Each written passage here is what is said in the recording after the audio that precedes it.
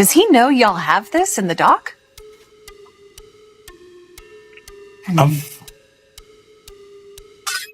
I would doubt he knows. So when this airs, that'll be the first time that his legal team, Diddy, that everybody knows that this footage is now seeing the light of day. One could watch this and think that you really hate Sean Combs. If Sean Combs watches this, what do you think he's going to feel? Like, wow, this is amazing. I think he's going to say this is the best documentary I've seen in a long time. Gotta ask you, Janice Combs, how you feel about her? I mean, they alleging that she was, having freak-off. I spoke to a man, Mr. Brown, who used to go to the freak-offs, and he knew Miss Combs, and he knew about her and her freak-offs and everything like that. We had always thought that she had a modeling agency, but it wasn't a modeling agency. It was more a brothel that she ran for high-profile drug dealers. And 50 Cent may have another major bombshell in the works. Following the explosive first season of Sean Diddy Combs, The Reckoning, speculation is now swirling about a potential season 2, and this time, the focus could shift towards someone much closer to Diddy's roots, his mother, Janice Combs. Janice has long been viewed as an important figure in Diddy's upbringing and early life, and if the next chapter does explore her influence, it could offer a very different perspective on the story behind the bad boy empire. But that's not where the controversy ends. There have also been claims that certain footage considered for Season 1 did not make it into the final Netflix release. If those reports are accurate, there could be material that audiences have yet to see. And this is where 50 Cent could shake things up again. Rather than waiting for a traditional release, reports suggest he may be considering putting previously unseen material directly on YouTube. If that actually happens, viewers could get a completely different look at the story, one that raises even more questions about what was left out the first time around. Yeah, my mom's gorgeous. Hold on, let me introduce you to my mom, called Mom Dukes. Hi. She's getting a drip with me. She's hydrating. What's up, Mom? Everything's good, baby. I'm here with you. Yeah. I love you. I love you too. The story begins with Diddy's early years, presenting his childhood as the foundation for the man he would eventually become. Childhood friend Tim Patterson recalls that Sean Combs' father, a well-known figure in Harlem street scene, was killed while Diddy was still very young. After that devastating loss, his mother, Janice Combs, stepped up and took charge, turning their home into a place where influential people, high-profile gatherings, and constant activity became part of everyday life. It was in that environment, surrounded by adults connected to power, influence, and street culture, that Diddy was exposed to a world far beyond what most children would experience. And according to the documentary's portrayal, the people around the neighborhood weren't unaware of what was happening behind those doors. They knew exactly Diddy what kind mom, of she came environment out defending her Sean was son, growing man. up How you feel about that? She made a comment saying that he's not a monster. I guess this is my newfound career, so I'm going to say what on my mind and what I think, brother. First of all, that's his mother. Wrong, right, or indifferent, she gonna lie, steal, kill, and protect her child. That's what she's supposed to do. But the apple don't fall far from the tree, man. You got to realize that. You know, he didn't get all this from his daddy because he didn't know his daddy, even though they try to say his daddy was some big time drug dealer in the whole 9 yards. You understand? He didn't get this from his daddy. You got to realize, man, you know, his mother had a modeling agency, and it was alleged that it was also Ladies of the Night, a prostitution ring too. From the very beginning, the documentary presents Janice Combs as a woman who understood the value of ambition, connections, and being close to influential people. It portrays her marriage to a prominent Harlem figure as part of her effort to establish herself within that world. After Diddy's father was killed, the documentary suggests that her ambitions became even more focused, with Sean gradually becoming central to the future she envisioned. Childhood friend Tim Patterson recalls one particularly telling detail. A small stage was reportedly set up in their living room, where Diddy and other children would perform, dance, and entertain the adults gathered around them as they shouted encouragement like, "Do that dance, baby." To a child, it may have seemed like simple entertainment, but the documentary frames those moments as something more significant. A young Diddy learning that attention could be powerful, performance could command a room, and being in the spotlight could open doors to influence. Remember when I said Diddy mother might be the originator of the freak-offs? All right, so tomorrow Peacock is dropping. According to the Rolling Stone, the doc features an alleged childhood friend of Puff's, hip-hop producer Tim Dog Patterson. He alleged that Janice, Diddy's mom, would often throw parties at Diddy's childhood home. He says that during the parties, it wasn't uncommon to walk into rooms where adults was having sex. I mean, that was just their normal. And the doc, when talking about the parties, Tim says, verbatim, "That's what we were privy to. This was what we were fed." The darker side of Diddy's upbringing comes into sharper focus as people connected to his early life describe what they believe was a highly calculated influence from his mother, Janice Combs. Claims attributed to Gene Deal have suggested that the relationship between Diddy and his mother sometimes made outsiders uncomfortable, not simply because they were close, but because her influence over him appeared deliberate and deeply formative. According to that account, Janice wasn't merely raising her son. She was teaching him from an early age how to command attention, seek admiration, and understand the power of control. And if that portrayal is accurate, those lessons may have stayed with him long after childhood, eventually becoming part of the mindset that critics say helped shape his aggressive pursuit of influence and power in the music industry. This man was talking about that his mother could take her palms and bend over and put them down on the floor. Not bend over, but she could stand straight up and put her palms on the floor, bruh. He's saying that about his mother. Who describes any of their mother action like that in a sexual way? And then, you know, I don't know how many dudes do kiss their mother in their mouth when they 50, 60 years old or something like that. That's them, that's their whole thing, man. But that was a little kind of weird for me. And then his mother wore the same white fingernail polish that Cassie described that he liked to see her and other models in when she was describing her lawsuit. And what's crazy to me is that, man, it seemed like him and his mother had this, I don't want to get too deep, man, this Oedipus complex thing. The patterns established during Diddy's childhood didn't simply disappear as he grew older. They evolved alongside the world he eventually created.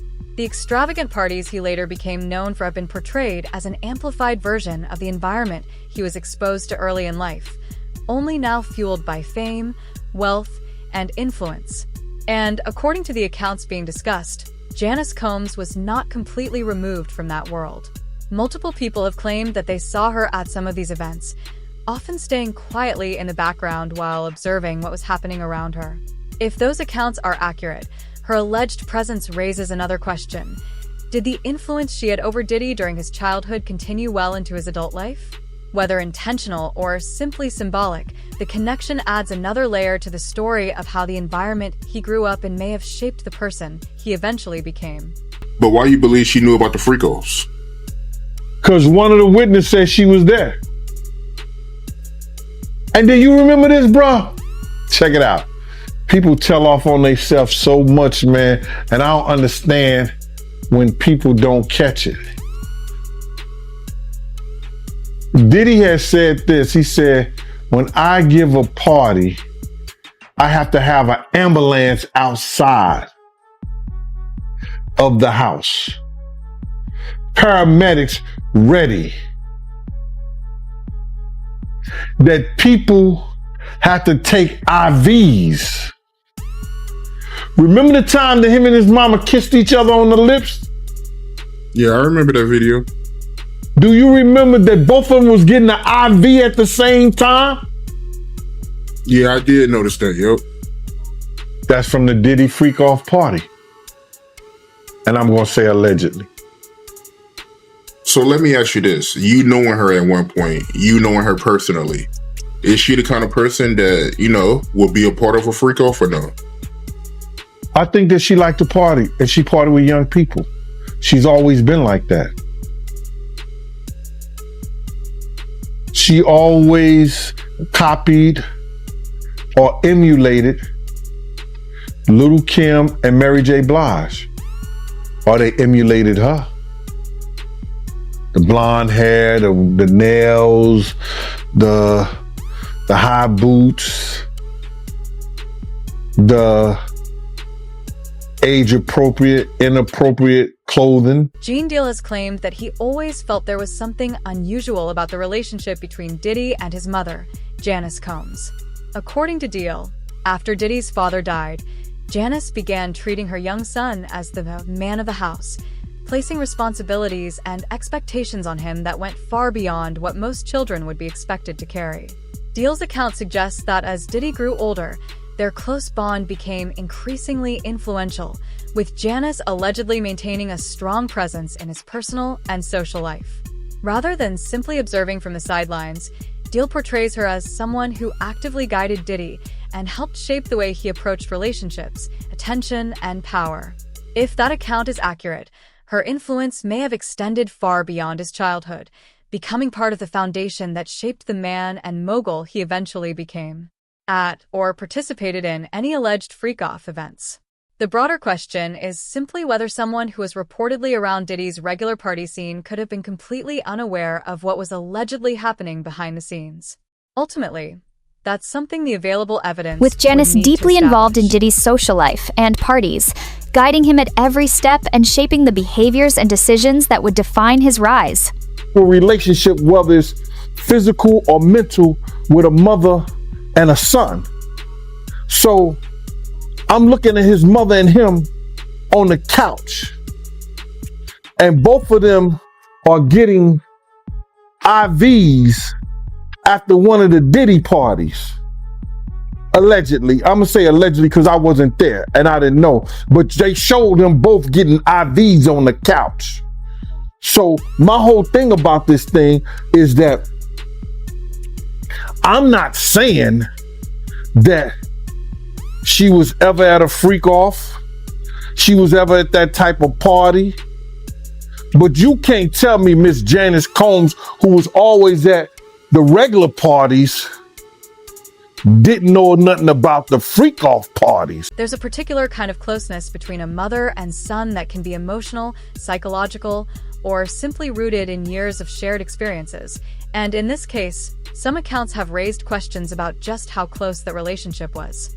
One alleged incident has circulated involving Janice Combs and Diddy reportedly sitting together on a couch after one of his parties while both received 4 treatments. To be clear, this is an allegation and I wasn't there, so there's no basis for presenting it as first-hand fact. Still, if the account is accurate, it naturally raises questions about how much Janice may have known about the environment surrounding her son. That said, there's an important distinction to make.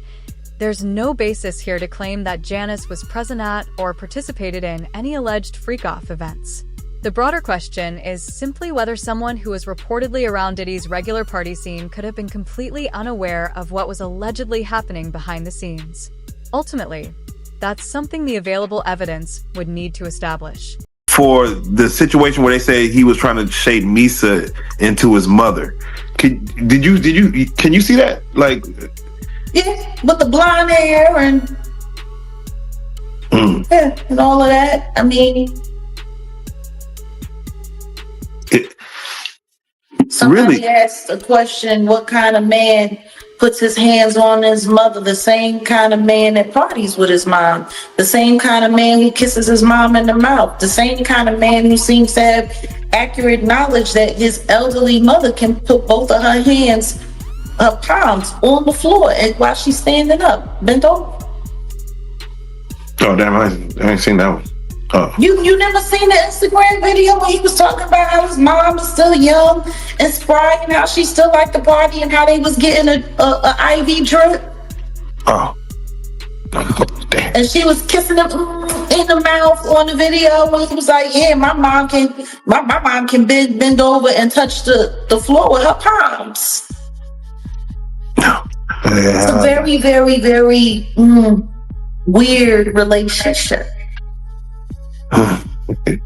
Allegedly, Cassie also shared details about some of the bizarre and unsettling dynamics within the household, moments that reportedly left people disturbed and questioning what they were actually witnessing.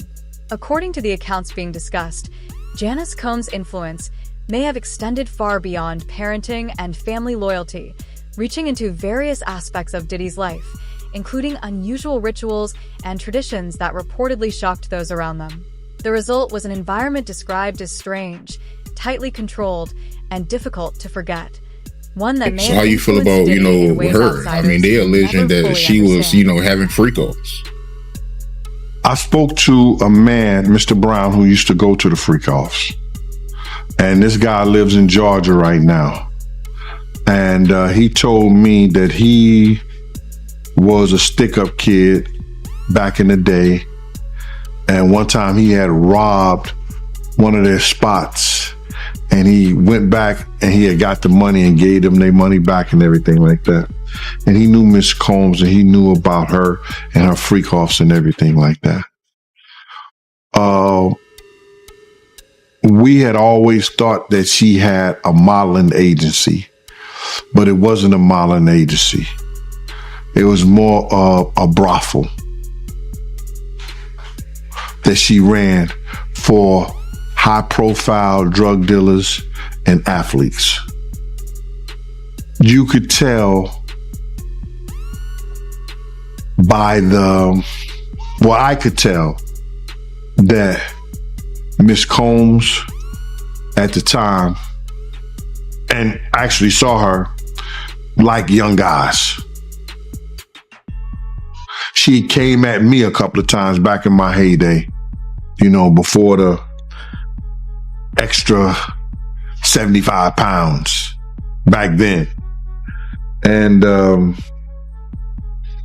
reason I left Bad Boy wasn't only because of her advances, it's because I got tired of a lot of the bullshit with her. As a reminder, according to the accounts being discussed, Diddy's early life was reportedly shaped by an environment marked by chaos, influence, and dynamics that went far beyond a typical childhood. Allegedly, even at a young age, he witnessed Janice Combs maintaining a highly active social circle around their home, with people reportedly coming and going under her direction. Those who claim to have witnessed the environment describe it as something of an open secret, less a source of confusion in the neighborhood than something people were quietly aware of. Growing up in that atmosphere, Diddy may have absorbed more than just what was happening around him. According to these accounts, he was exposed to the dynamics of control, organization, influence, and power that his mother was reportedly known to exercise, and some believe those early experiences may have later influenced the way he built relationships and operated within the music industry. Janice Combs is speaking out about the Netflix documentary, Sean Combs' The Reckoning.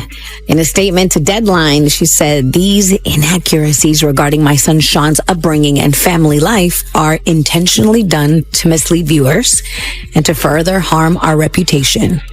She also maintains she was not an abusive parent and says that Diddy never slapped her, as previously stated in the document. Unsurprisingly, Janice Combs has reportedly expressed her displeasure with the documentary and released a statement denying the claims.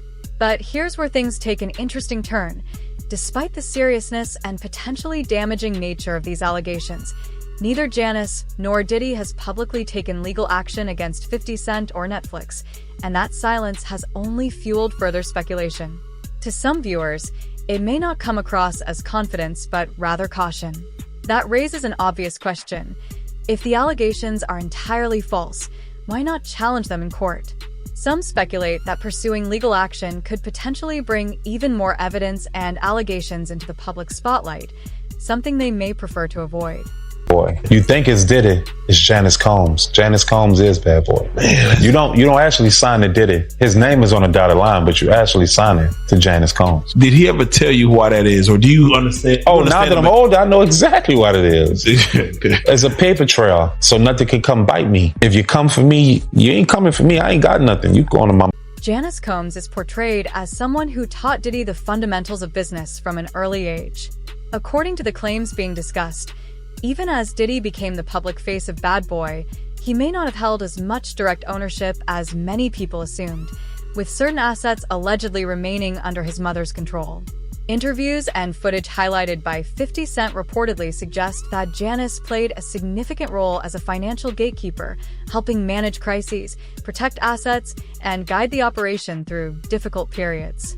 Some insiders claim Diddy transferred important documents and assets to her not simply out of respect or family obligation, but as a deliberate strategy to protect wealth, create distance, and potentially maintain a layer of separation if the empire ever came under siege. 2000s and 2010s, Diddy was really prospering, music, business, fashion. And one of the things that he had said, what he alleged in the documentary, and again, this is an allegation from him, was that the name Bad Boy Entertainment, Combs's name was not really involved in that on the corporate side. And one of the things he's saying is the reason for that was to avoid having to pay any liability from, the devastating basketball game that had happened in the early 90s, where he was the subject of wrongful death lawsuits because of the multiple deaths that had occurred as a result of that basketball game that Diddy was behind organizing. So that was really, surprising to hear. Yeah, that was a big allegation, because the families of the victims killed in that stampede, it was horrible. We're talking about December 28th, 1991. Combs, fellow rapper Heavy D, they hosted this charity basketball game. The game took place at the gymnasium of the City College of New York. And according to the New York Daily News, before the basketball game started, people who weren't let inside, they broke a window, swarmed toward the entrance of the gym, all went down a staircase. The doors at the bottom of those stairs open towards the stairs, not towards the gym. So once a crowd got down there, they couldn't get the doors open and people started being crushed. 9 people died. Dozens of others were injured. And there were no criminal charges that were ever filed against anyone for the stampede, but multiple families and injured victims, they filed lawsuits. So why would Janice Combs reportedly hold significant ownership if Diddy was the one running the operation? Some accounts point back to December 1991, when Diddy organized a high-profile celebrity charity basketball game at City College. Before the event could even get underway, a massive crowd surge reportedly turned into a deadly stampede, claiming 9 lives. Lawsuits from victims' families reportedly followed, and the tragedy may have taught Diddy an early and painful lesson about the risks that come with public events and a highly recognizable name. From that perspective, placing certain assets under Janice's control may have served a purpose beyond family tradition. Some believe it could have been a calculated way to create a layer of separation between Diddy's public business activities and the family's wealth, potentially limiting exposure to the legal and financial risks that can come with fame, large-scale events, and intense public scrutiny. I was at City College. You understand? I was there. I was doing security. My team was supposed to have the outside. Puff came to me the day before we were supposed to do the job there and told me that Heavy D didn't want us to do the security outside. I had 18 men ready to do the security outside with my dogs like I always do. People knew how we used to roll. We would have the pits, the Rottweilers. You understand? We had that outside locked up. So anybody try to bum rush, anybody do that, we had the gates, the whole 9 yards. So we could stop all that. You know how people gonna get down in Harlem. You understand? So, and then when you got LL Cool J, you got Mike Tyson coming through there, and they coming through the front door so people see them. So they gonna go crazy. LL was the hottest thing out at that time. Mike Tyson was the hottest thing out at that time. They got all kinds of stars and people in there already. They was coming through the back. They came through the front. And it caused the door to be bum rushed. But if they had the gates up, if they had the dogs, and with the help of the police, that shit would have never happened, bro. That shit would have never happened. I was there, I saw it. I saw Jessica run down the steps after she grabbed the money box because my man Eddie was protecting her. And Eddie's the one called me on the walkie-talkie and said, yo, Jessica just locked me in outside the gym, Gene. You couldn't go down the steps after they bum rushed the door. You understand? I had to run around the whole gym on the outside, around the gym, down the steps, run across the basketball court, and open the front door. When I opened that one door, because it pushed inside, people start squeezing through that. Then I just kept doing the doors, and people was coming in there, falling dead, right out, just falling out right there. And once they got in there, they just fell out. It was crazy, bro. You know, he just wanted us to do inside the gym to make sure that nobody, you know, be over the celebrities like that. That's what he wanted my team to do. But most of the celebrities gonna have their own security anyway. You know what I'm saying? That was just a way to cut our security off anyway. So he cut the security and he got the FOIs, and the FOIs left their post, and that's how the people bum rushed the door, and 9 people died by going down those corridors. And you blame Diddy for that? Yeah, I do. It's his fault. According to Gene Deal, who says he witnessed the events firsthand, responsibility for the tragedy rests largely with Diddy. He claims that security measures were inadequate, warnings were ignored, and the chaos that unfolded could have been prevented. From his perspective, the incident was not simply an unavoidable accident, but the result of serious failures in planning, preparation, and accountability at the highest level. For those who continue to revisit the tragedy, it remains a sobering reminder that power and influence come with significant responsibility, and that overlooking that responsibility can have devastating consequences. And again, I know the freak offs that his son is there. Like, it seems like he likes to get down with his kids. Yeah.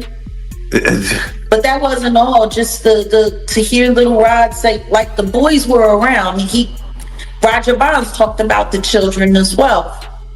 What kind of parenting relationship is that? But then again, that goes back to the conversation of Lori Harvey, Steve Harvey's daughter. It was all known that she was spotted in them streets with Justin, and then she was spotted in them streets with Diddy, and they all tried to sit there and pretend like that wasn't what it was. Like, I don't know if anybody has not noticed, but ever since Diddy got pinched, they've all been trying to pretend like all of the stuff that we've seen that happened, that they was all involved and didn't happen. The close bond between Diddy and his mother was notable in itself, but what became even more striking were the ways some of those early influences appeared to echo throughout his later life. As his power and public profile grew, observers began pointing to patterns in how he approached family, relationships, boundaries, and control. To some, these similarities seemed less like coincidence and more like the continuation of deeply rooted influences from his upbringing, patterns that may have shaped the way he interacted with the people closest to him and became increasingly difficult to overlook. Overnight, lawyers for Sean Diddy Combs trying to stop the release of a Netflix docuseries due out today. We have to find somebody that'll work with us that has dealt in the dirtiest of dirty business. The series contains never-before-seen footage of Combs debating strategy with his lawyers in the days leading up to his arrest in New York last year. I am going to let you professionals look at the situation and come back to me with a solution. It also includes video of Combs greeting fans in Harlem. Off my back. Long as you wear it, I'm gonna wear it. Long as you wear it, be with it. I'll accept it. And then saying this about the interaction moments later. I need some hand sanitizer. Hold on. I got. I've been out in the streets amongst the people. Yeah, I gotta take a bath. Like the amount of people that actually I'm coming in contact with, like that's what I have to do. You know what I'm saying? It's like 150 hugs. Now Combs' lawyers are demanding Netflix pull the series, threatening legal action, claiming Netflix is using stolen footage that was never authorized for release as part of what they call a shameful hit piece. The series is executive produced by Combs' longtime rival, Curtis 50 Cent Jackson, and director Alex Stapleton, who said, quote, "We obtained the footage legally and have the necessary rights," end quote. Before the cease and desist demand was sent yesterday, Stapleton and Jackson sat down with our Robin Roberts to discuss the series. How do you respond to people who say that it's more about the disdain that you have for Sean Combs than it is for giving the victims a platform? It's not personal. The show is not completely the perspectives of people that did not like Sean. Not everyone needed to have an allegation to be a part of this. People close to Diddy are reportedly pushing back against 50 Cent's documentary, and the dispute has now escalated into a serious legal battle. Diddy has allegedly issued a cease and desist letter, accusing the project of being defamatory, misleading, and intentionally damaging. His legal team reportedly maintains that several of the claims are unverified, exaggerated, or presented in a way that could unfairly harm reputations rather than focus on established facts. But what has drawn even more attention is the timing. According to the claims being discussed, the legal pressure intensified not after season 1, but as speculation began building around potentially explosive revelations rumored for season 2. That timing has fueled further questions about what could be revealed next, and why it may have prompted such a strong response. Combs' sons Justin and Christian are teasing a new docuseries about their family. Justin and Christian King Combs appear in a new trailer released December 28th to Instagram by Zeus Network's founder. In the trailer, Justin and Christian sit on a couch in a screening room while a series of headlines about their father cycle on screen. At the end of the trailer, Justin's phone vibrates and he answers a collect call from the Fort Dix Federal Correctional Institute, where Combs is currently behind bars. No release date for the docuseries is given, though the teaser says viewers can expect it at some point in 2026. Combs shares Justin with ex-Misa Hilton and Christian with the late Kim Porter. The rapper is also dad to 34-year-old son Quincy and daughters Chance, 19, twins Delilah and Jesse, also 19, and Love, who is 3 years old.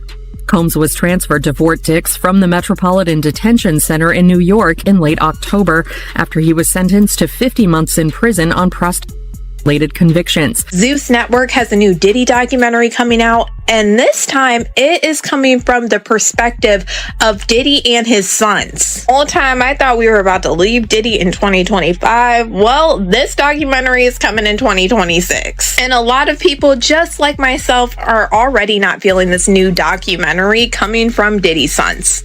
A lot of people aren't happy about it and actually shocked that the owner of Zeus Network, Lemmy, is doing this Diddy documentary. But what a lot of people fail to forget is Lemmy and Diddy have been friends for quite some time. Of his children arriving in court for day one of their father's trial in New York, hands gripped in solidarity. Do you still believe your dad's innocent? How did you feel hearing that testimony? Do you apologize on behalf of your father? Do you believe your father did it? Do you still convince your father? Your daddy got 4 years! Your daddy got 4 years for abusing women! That's wrong! You did that wrong! The foes, the joy, the pain, our voice, the loyalty, the betrayal, the high, the love, the hate, the truth, the lies. And Diddy calling from Fort Dix. This is a prepaid collect call from Federal Correctional Institution, Fort Dix.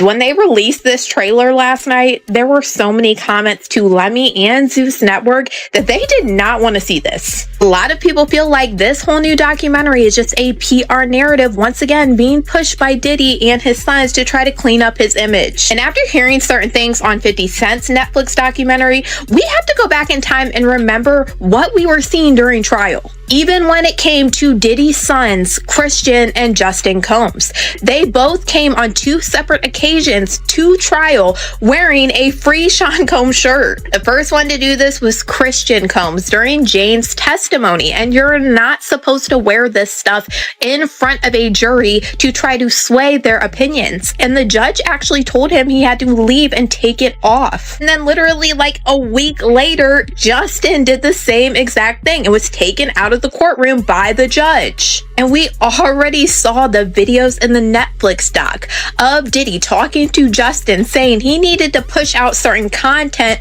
to control a narrative. During the trial, there were a lot of things going on that I could see that to me felt like it was just straight PR. Do you remember all of these people that were wearing the free Diddy shirts? And it was actually a meme coin that's on their shirt. It's money. 50 Cent wasted no time responding to the news of the upcoming documentary, giving the project a direct shout-out and making his position unmistakably clear. He's ready and he doesn't appear to be backing down. His message immediately fueled speculation about what could come next, with viewers wondering whether the documentary will reveal previously unseen information or material that has reportedly been kept under wraps. The tone of his response also suggested that the next chapter could be far more intense, controversial, and revealing than what audiences have seen so far. Being as expected, 50 Cent caught wind of it hitting the news, hitting the blogs, and being on the timeline yesterday that Diddy's sons, Sean and Justin, will be dropping a docuseries of their own to tell their side of the story, their experiences, and how they view things on the Zeus network. With 50 Cent put it up on his Instagram page, and he promoted the trailer when you look at it from the other side of it on the marketing side, but he knows it plays back into the doc that he just dropped as well with the reckoning. He put it up and said, wow, I want to see this show. I'm not sure this was a good idea. And he tagged at 50 Cent Action, letting it be known that this is really promo. Janice Combs is no longer a footnote in this story. She's now front and center. And whether you believe the allegations or remain skeptical, one thing is difficult to ignore. The controversy surrounding this family continues to raise questions about what may come next. As anticipation builds around a potential season 2, viewers are left wondering whether it could reveal new details that change the way this entire story is understood. So make sure you're subscribed and stay tuned, because if the next chapter delivers on the speculation, it could take this story in an entirely unexpected direction. You definitely won't want to miss what comes next.